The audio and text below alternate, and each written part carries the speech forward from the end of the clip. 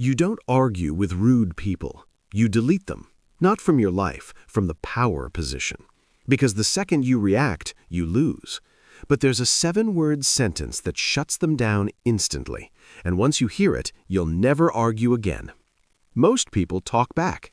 Smart people make rude people feel small without raising their voice. And in a minute, I'll show you exactly how. Picture this. You're in a meeting, or school, or family dinner.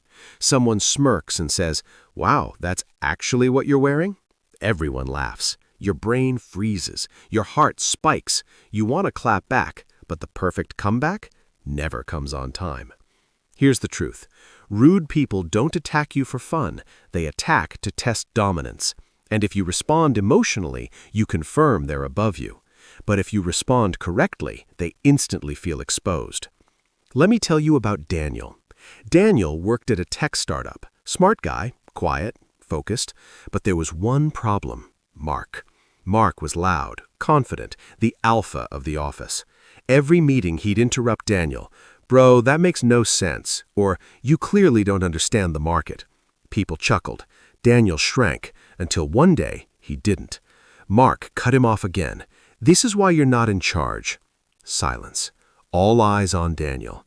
And instead of defending himself, he said calmly, "That's interesting. Why do you think that?" That's it. No anger, no sarcasm, just calm curiosity. And something strange happened. Mark started rambling.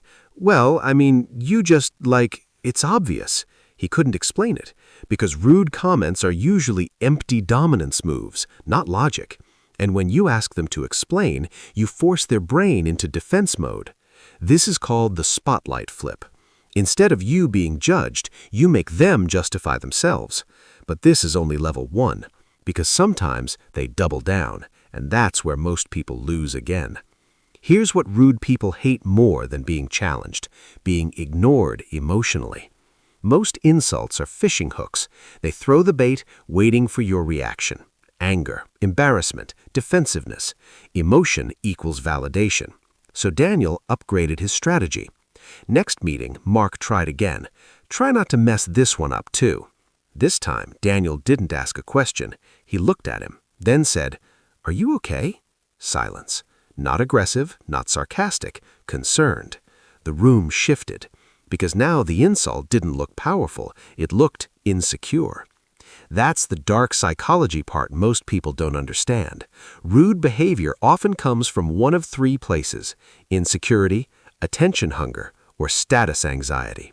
When you respond with calm dominance, you expose it. But there's an even more powerful move, and this one feels almost unfair.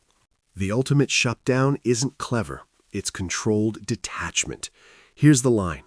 "I don't see it that way." That's it. No debate, no explanation, no defense. Just a boundary. When you over-explain, you enter their frame. When you argue, you accept their authority to judge you. But when you calmly disagree and move on, you signal, "Your opinion doesn't control my reality." Psychologically, this creates what's called a status vacuum. They expected resistance or submission. You gave them neither, so their brain scrambles.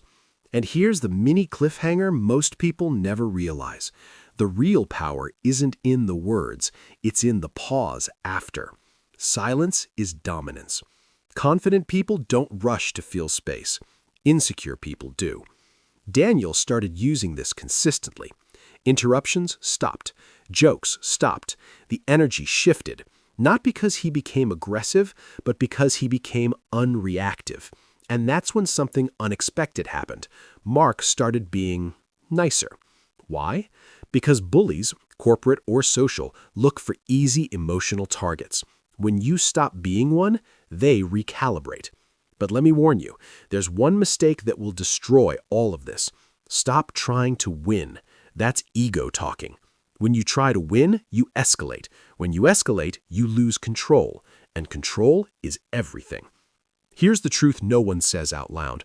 Rude people don't fear comebacks. They fear composure. They expect noise. They're not prepared for stillness.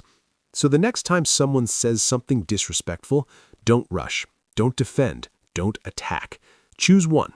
That's interesting. Why do you think that? Are you okay? Or simply, I don't see it that way. Then pause. Hold eye contact. Let the silence work. Because in that silence, you take the frame back. Power isn't loud. It's controlled. And once people realize they can't shake you, they stop trying.